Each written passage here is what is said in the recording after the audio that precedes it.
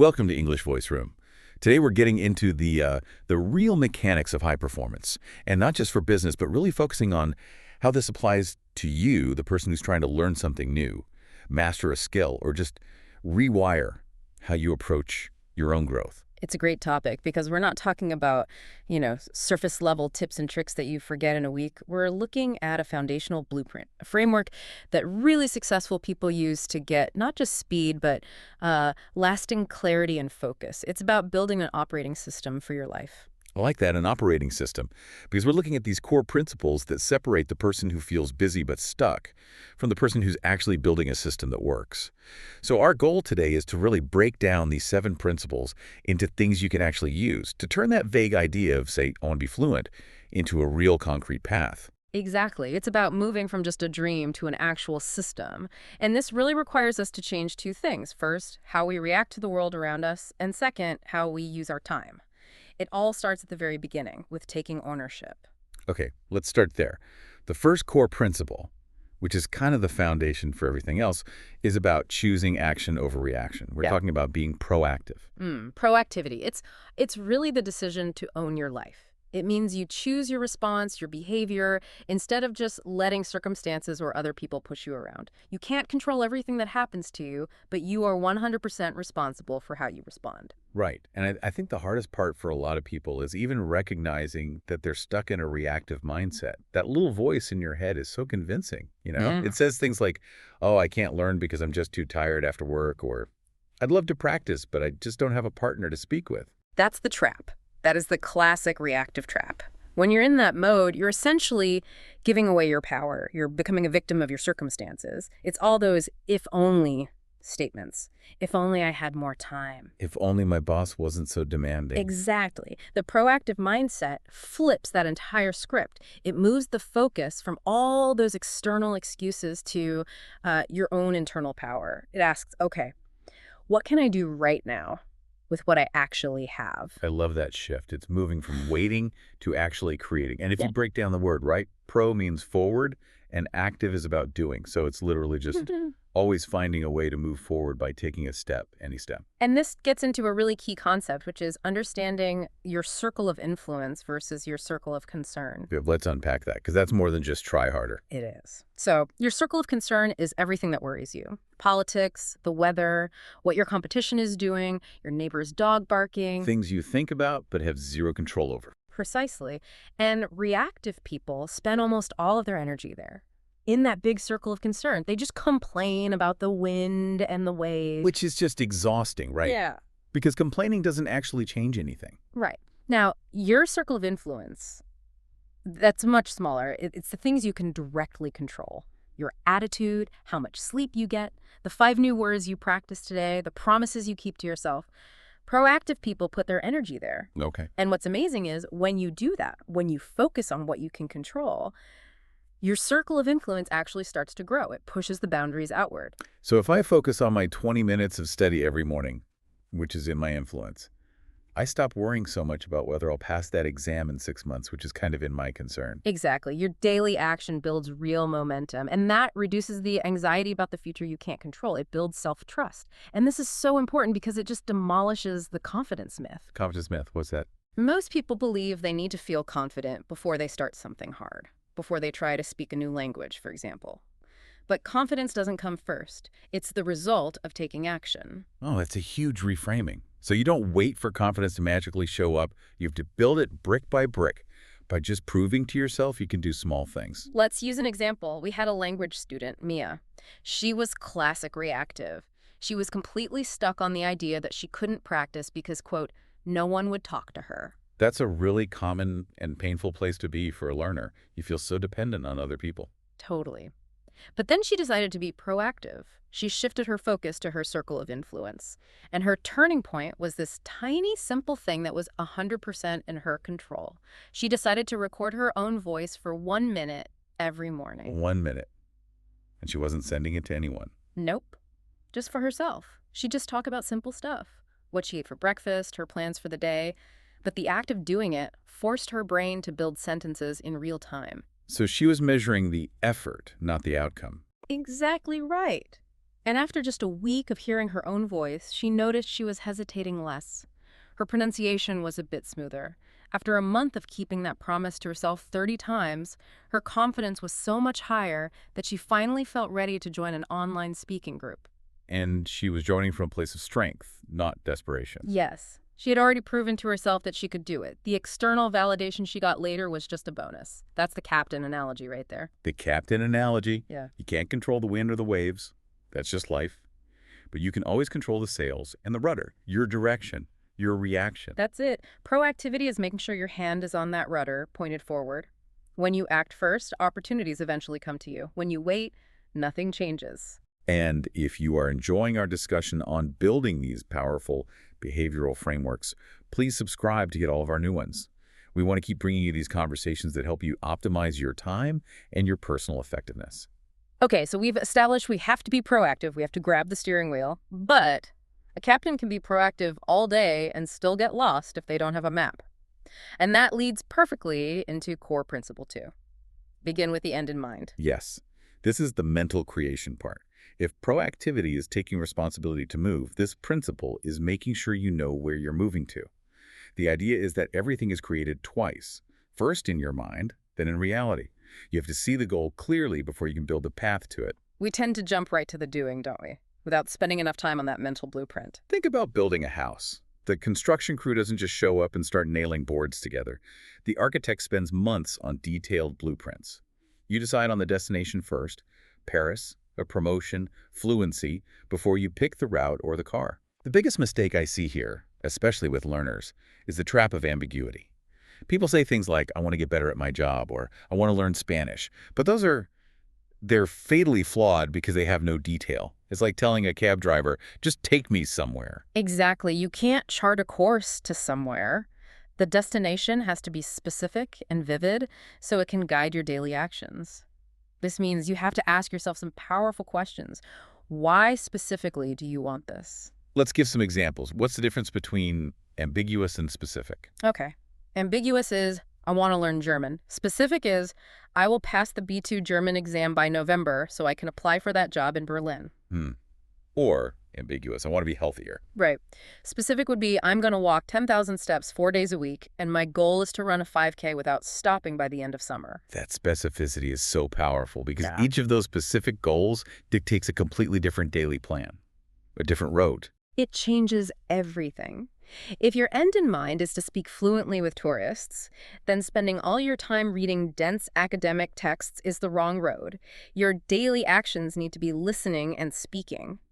But if your goal is to write academic papers, then focusing on vocabulary and analytical reading is the right road. The vision acts as a filter for what you do every day. And this doesn't just apply to big life goals. You can bring this right down to a single study session.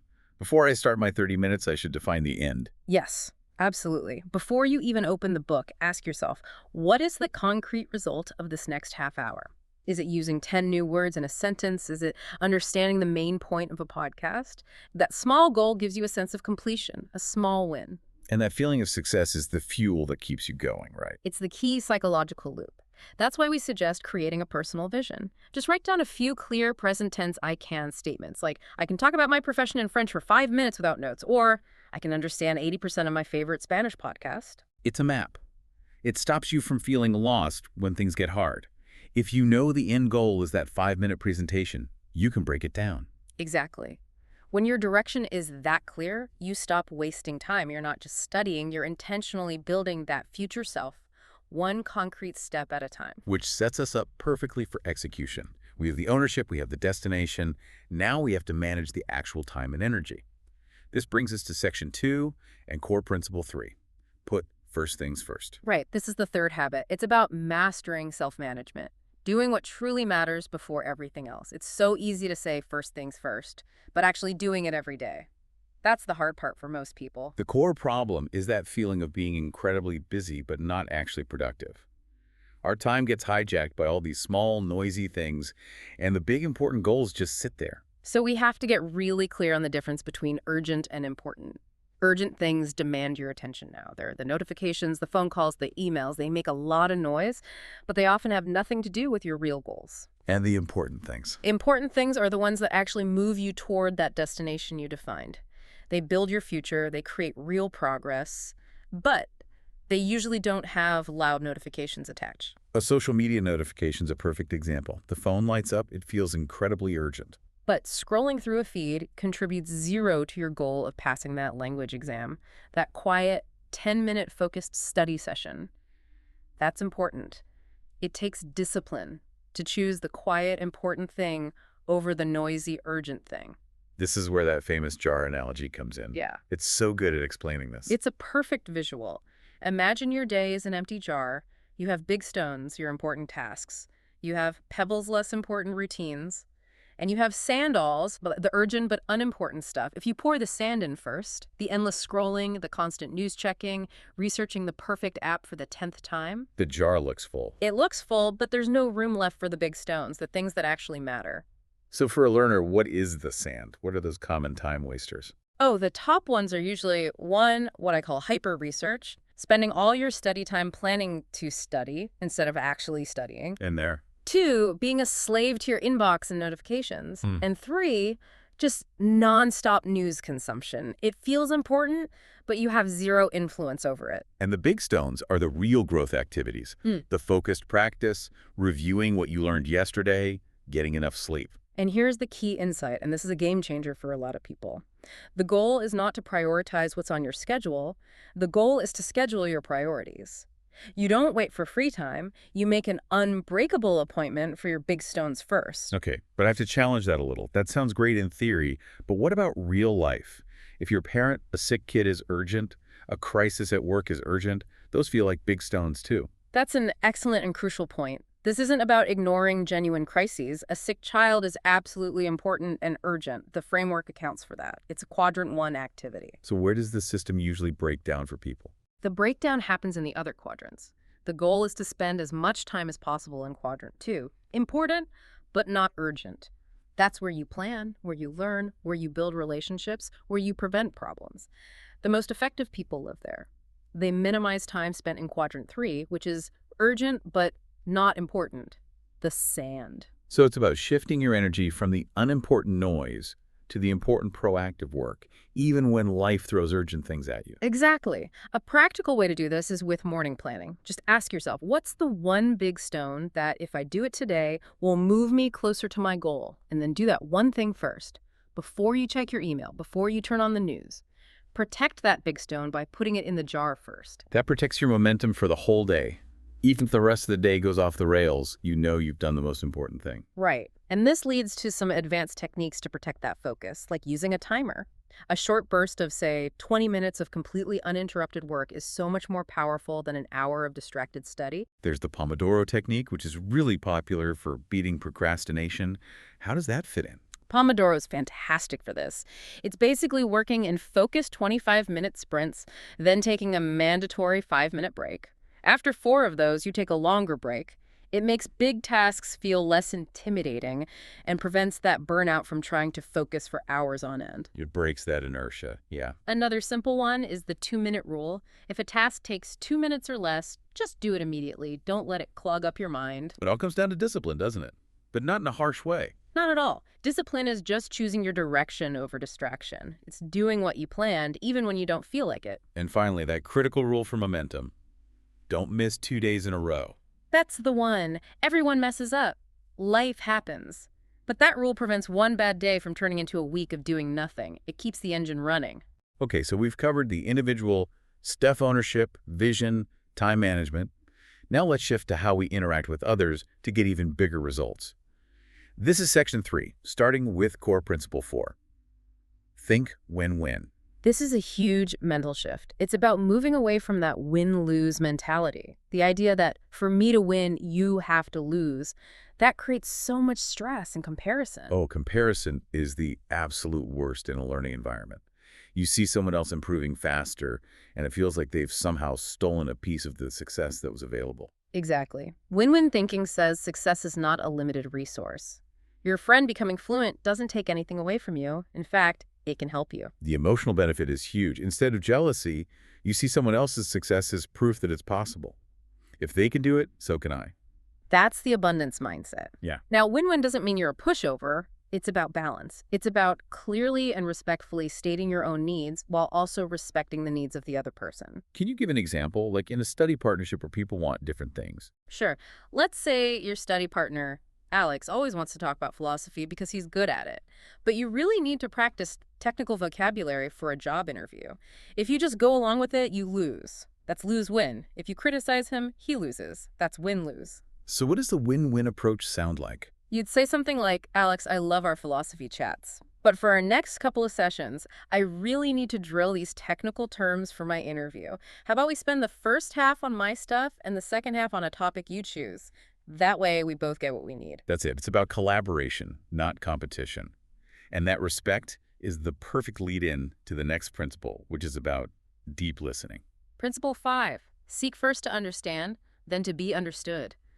This might be the single most important skill for effective communication. The core idea is that before you jump in with your opinion or your solution, your primary goal has to be to just listen, to really see the situation from the other person's point of view. The trap we all fall into is autobiographical listening. We listen just so we can reply. We're just waiting for our turn to talk, filtering everything they say through our own experiences. And we miss the real message. We completely miss it. Deep listening looks different. It's reflective. Instead of just replying, you might say, so if I'm hearing you right, you feel like this grammar rule is overwhelming because there are so many exceptions. Is that what you mean? Just doing that one thing, validating what they said, changes the entire dynamic. It's transformative. When people feel truly understood, their defenses come down, they relax. And then, and only then, are they open to listening to you. So when you combine that win-win mindset with deep listening, you unlock something even bigger, which is principle 6, synergize. Synergy. It's the idea that the whole is greater than the sum of its parts. 1 + 1 = 3 or 4 or 10. It's what happens when people work together with trust and understanding. The result is something that none of them could have created alone. This is a direct challenge to the idea of solo learning, right? While you need that focused time alone, real growth in something like a language happens exponentially faster with others. Without a doubt, you get exposed to different accents, different ways of thinking, new vocabulary. The group's collective strength is far greater than any one individual's. Let's take it beyond a simple study group. How does this apply to complex problem solving? That's where it really shines. If you're stuck on a problem and you only talk to people who think just like you, you'll stay stuck. Synergy means you actively seek out different perspectives. You bring an engineer, an artist, and a historian together to solve a problem. The solution they create will be far more innovative than what any one of them could have come up with on their own. So in a study group, you want that diversity. The person who's great at grammar, the one who's great at pronunciation, and the one who's a natural storyteller. Exactly. They all teach each other. The grammar person provides the structure, the pronunciation person provides the clarity, and the storyteller makes it engaging. That's synergy. And you said there's also an internal synergy, connecting your own skills. Yes. This is about not letting your learning get stuck in silos. You connect listening, reading, writing, and speaking together in a sequence. Walk me through what that would look like. Okay, so instead of just reading a chapter, you'd first read a short article. Second, you'd speak about it out loud, summarizing the main ideas for a few minutes. Third, you write a short response. And finally, you listen to a related podcast. So you're hitting the same information from multiple angles. And your brain processes it so much more deeply. The skills support each other, like instruments in an orchestra, creating something much richer than any single instrument could play alone. Which brings us to the final and maybe the most overlooked principle: how to keep all this going without burning out. Section 4, Core Principle 7, sharpen the saw. The analogy here is so simple but so powerful.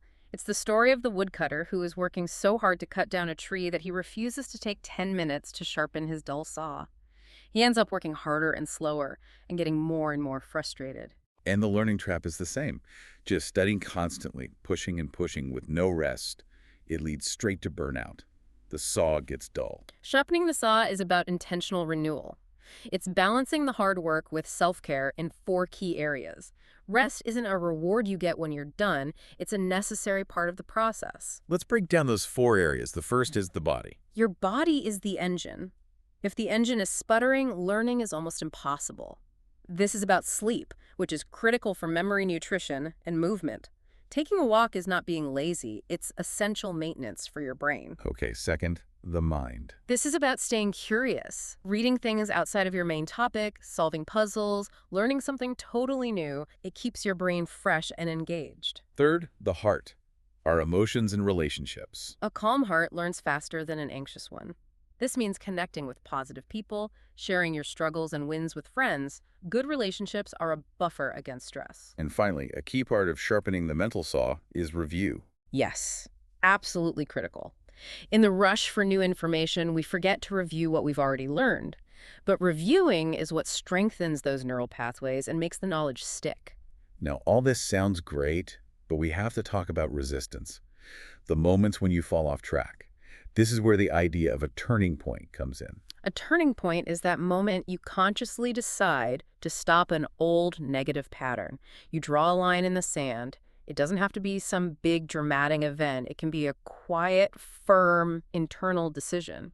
Before that, a lot of us are just on autopilot, right? Yeah. We're breaking promises to ourselves every day and maybe losing a bit of self-respect because of it. The first step to that turning point is noticing the pattern. And then this is key, naming the cost. So you notice the late night scrolling and you name the cost. I have less energy, I feel more anxious, I'm losing time I'll never get back. That honesty is the wake-up call. That regret becomes your guide. And that realization has to lead to one specific behavioral change, a tiny rule. This is the foundation of what you call the minimum winning day. Yes, it's the antidote to perfectionism. You create a plan that is so small, so easy, that your brain can't argue with it. Like 10 minutes of study, 10 minutes of movement, one small tidying task.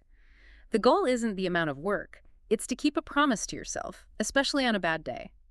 Because keeping those tiny promises is what rebuilds that self-trust. It rebuilds your integrity with yourself, which leads us to what to do when you inevitably slip up.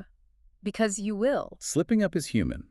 Quitting is the end. The real skill is the quick restart. That's the mantra you need. I slipped today, but I'm not going back. No shame, next step. It shifts your focus immediately away from guilt and toward the next right action. You're not trying to build a perfect, unbroken chain. You're just trying to get back on track faster each time. That resilience is what defines success, isn't it? When you look at history, it's never about a perfect first try. Never. Every setback is just data. It's information telling you what didn't work. Resilience is the ability to learn from that, adapt, and keep going. So to bring it all together, this journey to being more effective is the combined power of all 7 of these habits. Exactly. It starts with action being proactive, then having a clear vision, then prioritizing what's important, then seeking mutual benefit, practicing deep understanding, creating synergy with others, and finally, committing to renewal. When you put this all together, your learning stops feeling so random. It has meaning. You stop feeling so lost and overwhelmed because you're filtering out all the noise. It's the path to being truly effective, not just busy. It gives you the internal compass to stay calm when things are hard and the fuel to keep going when you're tired. It ensures your approach is balanced and strong. We often talk about these ideas as a way to help your future self, the person who's already fluent or healthier or has achieved that big goal. But the real power of this framework, I think, is that it stops procrastination and helps your present self. Right now, that's where you have all your control. So here's the final thought we want to leave you with. Instead of getting overwhelmed by those giant goals for the future, just ask yourself this. What one tiny, almost trivial promise can I keep to my present self right now to make today a small victory, knowing that ironclad consistency, even in that smallest action, will always beat temporary intensity?